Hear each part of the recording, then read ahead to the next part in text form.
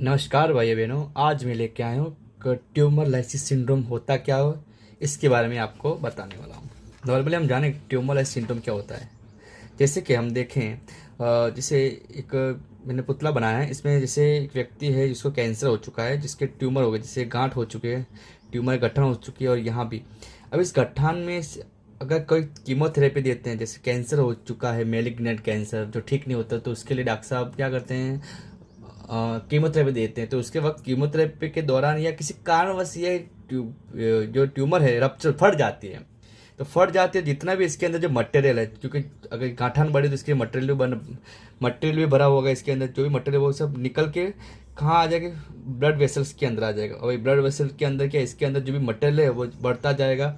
और जहाँ जहाँ ब्लड वेसल जाएगी, जहाँ जहाँ टिश्यू में सेल में जाएगा, तो इसका जो मटेरियल में जो भी चीज़ थी जो हाइपर हो जाएगा, वो चीज़ ज़्यादा इंक्रीज हो जाती है। तो उस चीज़ को हम कहते हैं ट्यूमर लाइसिस सिंड्रोम। ट्यूमर का टूटना, लाइसिस सिंड्रोम, मतलब ग्रुप ऑफ सिम्टम्स आते हैं, उसको हम सिंड्रोम कहते हैं। जैसे यहाँ पे भी एक ट्यूमर बन चुका है, अभी ट्यूमर रप्चर होगा, तो यहाँ पे से इसमें से जो भी मटेरियल होगा जो निकल के सीधा ब्लड वेसल्स के अंदर आएगा। और ब्लड वेसल के अंदर ब्लड के साथ ब्लड जहाँ जाएगा वहाँ पे भी वो मटेरियल इंक्रीज होगा। तो इसका इसका जो भी मटेरियल था, जो कैंसर के अंदर, जो ट्यूमर के अंदर जो भी मटेरियल था वो इंक्रीज हो जाता है। तो उसको हम कहते हैं ट्यूमर लाइसिस सिंड्रोम। तो हम जाने कि ट्यूमर लाइसिस सिंड्रोम होता क्या है। तो मेनली क्या, कैसे कहानी क्या है। तो मेनली ये मरीज़ था और उसको ट्यूमर होता है। यहाँ पे हमने कीमोथेरेपी दिया था मरीज़ को। कीमोथेरेपी देने की वजह से सडनली रप्चर हो जाती है। तो इसके अंदर जो मटेरियल निकल के कहाँ पे आ जाता है, ब्लड वेसल्स के अंदर आ जाता है। और इसके अंदर जो भी इंटीग्रेट था वो इंक्रीज हो जाता है, तो लाइसिस हो जाता है। तो उसको हम कहते हैं ट्यूमर लाइसिस सिंड्रोम। तो सेल के अंदर क्या क्या पाया जाता है, आईसीएफ, जिसे हमने माना है आईसीएफ सेल के अंदर होता है। ज़्यादातर क्या होता है, पोटेशियम होता है। इसके अलावा होता है इसके अंदर फॉस्फेट, केटाइन और एनाइन होता है दोनों। आईसीएफ इंट्रासेल्युलर फ्लूइड के अंदर होता है पोटेशियम। अब ये पोटेशियम वगैरह बाहर निकल गया और सीधा कहाँ मिलेंगे, ईसीएफ, और सीधा कहाँ मिलेंगे, ब्लड वेसल्स के अंदर आएंगे। तो ब्लड वेसल के अंदर पोटेशियम का लेवल क्या हो जाता है, हाई हो जाता है। इसके अलावा फॉस्फेट का लेवल भी क्या हो जाता है, फॉस्फेट का लेवल भी हाई हो जाता है। तो पोटेशियम का लेवल अगर ब्लड के अंदर हाई हो जाता है तो उसकी वजह से कौन से सिम्टम आएंगे, फॉस्फेट का लेवल हाई हो जाता है इसके अंदर। इसके अलावा कौन से सिम्टम आएंगे, इसके अलावा सेल के अंदर होता है डीएनए भी रप्चर होगा, टूटेगा। तो डीएनए का क्या होता है, पिरामिड और प्यूरिन दोनों की मिलकर बना डीएनए की चेन होती है। तो प्यूरिन होता है, वो प्यूरिन भी क्या होता है, जेंथिन के साथ रिएक्शन करेगा, जेंथिन। तो जेंथिन के साथ रिएक्शन करके प्यूरिन एंड प्रोडक्ट होता है प्रोटीन का। जो प्यूरिन जेंथिन का रिएक्शन करवा के क्या बढ़ा देता है, यूरिक एसिड का लेवल बढ़ा देता है, यूरिक एसिड। तो शरीर में क्या होगा, यूरिक एसिड ज़्यादा हो जाएगा, पोटेशियम ज़्यादा हो जाएगा और फॉस्फेट का लेवल हाई हो जाता है ब्लड के अंदर। कब होता है, जब ये ट्यूमर सेल क्या हो जाती है, रप्चर हो जाती है। मतलब गुब्बारा होता है, पानी का गुब्बारा, अचानक सडनली हमें सुई चुबा दी तो गुब्बारा फूटेगा। तो इसमें से जो भी मटेरियल बाहर निकलेगा, वो बाहर निकलने के बाद में कहाँ मिलेगा, ब्लड में मिलेगा। तो पोटेशियम हाई हो जाएगा ब्लड के अंदर, फॉस्फेट हो जाएगा, यूरिक एसिड हाई हो जाता है। अगर ये सब चीज़ें हाई होती है तो इसकी वजह से कौन सा चीज़ देखने को मिलती है, इसको हम कहते हैं ट्यूमर लाइसिस, मतलब लाइसिस टूटना ट्यूमर का, उसको कहते हैं ट्यूमर लाइसिस सिंड्रोम। और फॉस्फेट बढ़ेगा तो क्या घटेगा, कैल्शियम घटेगा। तो कैल्शियम का लेवल कम देखने को मिलेगा। तो क्या होता है, हम देखें ज़रा कि ट्यूमर लाइसिस सिंड्रोम इस तरह से होता है। तो ये सब चीज़ें बढ़ जाती है। तो नॉर्मली हम देखें ट्यूमर लाइसिस सिंड्रोम कैसे होता है, तो जाने हम ज़रा। अगर किसी को कीमोथेरेपी दे रहे हैं हम, तो जैसे हेमेटोलॉजिकल मेलिग्नेंसी हो गया, मतलब गठान होती है, कैंसर गांठ होती है, ब्लड डिसऑर्डर हो, जैसे ज़्यादातर किसमें ज़्यादातर देखने को मिलता है ट्यूमर लाइसिस सिंड्रोम, जैसे एक्यूट लिम्फोब्लास्टिक ल्यूकेमिया, खून का कैंसर है। एग्रेसिव नॉन हॉडकिंस लिम्फोमा, जैसे ये नॉन हॉडकिंस लिम्फोमा है। अब यहाँ गले में गठान है, वो कीमोथेरेपी के दौरान रप्चर हो जाएगी। तो इसमें जो भी मटेरियल था निकल के कहाँ मिल जाएगा, ब्लड में आ जाएगा। तो ब्लड में आ जाएगा तो पोटेशियम, फॉस्फेट और यूरिक एसिड का लेवल हाई हो जाता है। इसके अलावा एक्यूट माइलोइड ल्यूकेमिया, खून का कैंसर, ये रप्चर होने के बाद में भी यही ट्यूमर लाइसिस सिंड्रोम देखने को मिलता है। Acute lymphoblastic leukaemia, small cell lung cancer, इतनी सारी चीज़ें हैं जो इसमें देखा गया। मोस्ट कॉमन देखने को ज़्यादातर देखने को मिलता है। इनका कैंसर होगा जिसको और कीमोथेरेपी लेते हैं तो उसको क्या हो सकता है, ट्यूमर लाइसिस सिंड्रोम देखने को मिलता है। तो आइए ज़रा हम देखें कि अगर किसी को, ये किसी सिंपल सी बात है, जैसे ये ट्यूमर है, सेल फट गई, इसमें मटेरियल बाहर निकल गया, कचरा बाहर आ गया। कचरा बाहर आ गया तो कचरा कहाँ मिलेंगे, सीधा ब्लड में जाएगा, और ब्लड में जाएगा तो ब्लड में के अंदर उसका लेवल इंक्रीज करवा देगा। और क्या क्या चीज़ होती है इसके अंदर, वो चीज़ इसके अंदर ज़्यादा, इसके अंदर थी जो यहाँ यहाँ थी तो यहाँ आ गई तो ब्लड जहाँ जाएगा उसका लेवल बढ़ जाएगा खून में।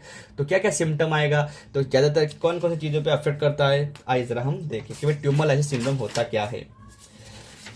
Tumour lysis syndrome, it is a life threatening condition that may happen with in hours after cancer treatment. Cancer treatment के कुछ घंटों बाद ये वो गठान फ्रैक्चर हो जाती है, ट्यूमर सेल फट जाती है, इंजेक्शन दिया, कीमोथेरेपी दी, उसके बाद क्या होता है क्या होता है, वो ट्यूमर रप्चर हो जाती है। इसका it quickly and rapidly emergency condition, medical emergency condition है, जल्दी से इसको जल्दी इमरजेंसी कंडीशन हो जाती है, क्योंकि नहीं तो व्यक्ति की डेथ भी हो सकती है, या तो सीरियस कंडीशन हो जाती है, इमरजेंसी कंडीशन हो जाती है, मेडिकल इमरजेंसी है ये, इसमें ट्रीटमेंट देना आवश्यक है।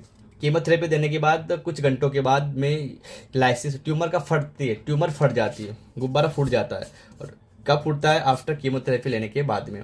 तो कौन कौन सी ज़्यादा ऑर्गन को अफेक्ट करेगा, एक तो हार्ट, किडनी और मसल्स को ज़्यादा। हार्ट में मतलब पोटेशियम हाई हो जाएगा और कैल्शियम लो, किडनी में यूरिक एसिड का लेवल बढ़ने की वजह से अफेक्ट करता है, मसल में कैल्शियम का लेवल कम हो जाना और पोटेशियम का लेवल हाई होने की वजह से ये 3 ऑर्गन को ज़्यादा अफेक्ट करता है, हार्ट, किडनी एंड मसल। तो एक लाइफ थ्रेटनिंग कंडीशन होती है tumour lysis syndrome. Tumour lysis syndrome मतलब ट्यूमर का फटना, इसके अंदर जो मटेरियल था वो बाहर आ जाना, और कहाँ मिल जाना, ब्लड वेसल के अंदर। तो आइए जरा हम देखिए क्या क्या सिम्टम देखने को मिलते हैं ट्यूमर लाइसिस सिंड्रोम। तो सबसे पहले अभी मैंने बताया क्या होगा, हाइपर यूरेसेमिया। क्या देखने को मिलेगा, हाइपर यूरेसेमिया, यूरिक एसिड का लेवल हाई हो जाएगा, अभी बताया था, क्योंकि डीएनए भी टूटेगा तो पिरामिड प्यूरिन क्यूजेंथिन के साथ रिएक्शन करेगा तो यूरिक एसिड का लेवल हाई हो जाएगा। तो इससे क्या होगा, यूरिया जहाँ जाएगा, यूरिक एसिड जहाँ किडनी में जाए तो किडनी काम कम करेगी, किडनी डिसफंक्शन हो जाएगी, तो हीमेचूरिया देखने को मिलेगा, पेशाब रक्त आएगा, ब्लड आएगा, ब्लड पेशाब में। और इसके अलावा यूरिन आउटपुट कम आएगा, यूरिन कम, डार्क यूरिन होएगा और साइड में दर्द करेगा, फ्लैंक पेन होगा पहले अगर यूरिक एसिड का लेवल हाई होता है। तो इसके अलावा हाइपर कैलेमिया, पोटेशियम का लेवल हाई हो गया तो क्या देखने को मिला, हाइपर कैलेमिया इट में कॉज क्या करवाता है, ये नोजिया, जी मिट जाना, उल्टी करेगा और दस्त लगाता है। इसके अलावा हार्ट रेट की रिदम बिगाड़ता है। पोटेशियम बहुत डेंजर ये होता है, मिनरल होता है, ये क्या करेगा, इलेक्ट्रोलाइट होता है, ये क्या करवाता है, ये हार्ट पे बहुत सीवियर होता है, ये डेंजर होता है, तो हार्ट गड़बड़ाएगा और हार्ट अटैक भी हो सकता है, इसका लेवल हाई हो जाएगा तो पोटेशियम का। इसके अलावा ये क्या करवाता है, वीकनेस करवाएगा और पैरालिसिस करवाता है, हाइपर कैलियम, पोटेशियम का लेवल हाई हो जाता है तब क्या होगा। इसके अलावा फॉस्फेट का लेवल हाई होता है, किडनी क्या करेगी, डिसफंक्शन, किडनी काम नहीं करेगी, फंक्शन नहीं करेगी। इसके अलावा कैल्शियम का लेवल कम होता है तो क्या होगा, हार्ट रेट गड़बड़ा जाती है, change heart rate, muscle cramps, calcium कमी हो गई, कन्फ्यूजन होगा, फिर नंबनेस, झंझनाहट आएगी, टिंगलिंग सेंसेशन और हार्ट अटैक, कार्डियक अरेस्ट भी हो सकता है इसकी वजह से। इसके अलावा मरीज को सीजर आ सकते हैं और हेलुसिनेशन हो सकता है, मतलब ऐसा होगा है या नहीं, किसी की आवाज़ सुने देना ऐसा होता है, या किसी को दिखाई देगा ऐसा देखने को, टिटेनी, हाथ मुड़ जाएंगे और टिटेनी कैल्शियम कमी की वजह से देखने को मिलता है।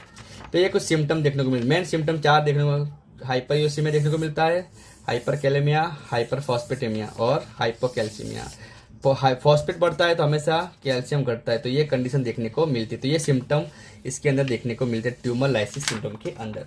तो इसकी जांचें क्या करवाते हैं, इसके जांचों में देखें तो जांचों में करवाते हैं CBC, complete blood count, uric acid का लेवल चेक करेंगे क्योंकि यूरिक एसिड बढ़ रहा था, यूरिन एनालिसिस करवाएंगे, यूरिन में क्या क्या आ रहा है, डार्क यूरिन वगैरह वगैरह।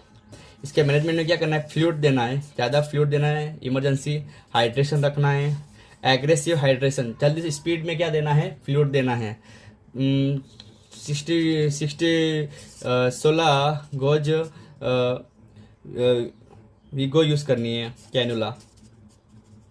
इसके लिए एग्रेसिव हाइड्रेशन, जल्दी जल्दी फ्लूइड देना है, और क्या देना है, डायोसिस, जो भी कचरा जल्दी से बाहर निकल जाए, डायोसिस देना है। और फंडामेंटल तो प्रिवेंशन मैनेजमेंट टीएलएस को बचाने के लिए। ठीक है। तो अग्रेसिव हाइड्रेशन, जल्दी से फ्लूइड देना है, 16 को उसकी विको डालनी है, और डायलिसिस करवाना जल्दी, डायलिसिस फ्रूसामेट वगैरह देना है, ज़्यादा पानी देना है, और पानी ज़्यादा दोगे तो जितना भी बॉडी में जैसे फ्लूइड देंगे, आईवी फ्लूइड देंगे जितना भी, और हम डायलिसिस देंगे, जितना भी कचरा होगा वगैरह वो बॉडी से बाहर आ जाएगा। जैसे कचरा क्या, पोटेशियम था, फिर फॉस्फेट था हाई था, इसके अलावा यूरिक एसिड हाई था, इनको बाहर रिमूव करना है। और कैल्शियम तो पहले से कम ही है, तो ये हाई बाहर कम चला जाएगा, तो ये सब चीज़ें नॉर्मली हो जाएंगी, तो इसको चीज़ों को करवाना है। इसके अलावा क्या देंगे, टैबलेट देनी है। टीएलएस बेटर कंट्रोल करता है, किसको, यूरिक एसिड को कौन कंट्रोल करता है, फेबुजोक्स्टेट देना है, और ये अल्लोपुरिनोल से भी अच्छे से काम, उससे अच्छी है, जेंथिन को रिएक्शन को रोकती थी जो यूरिक एसिड।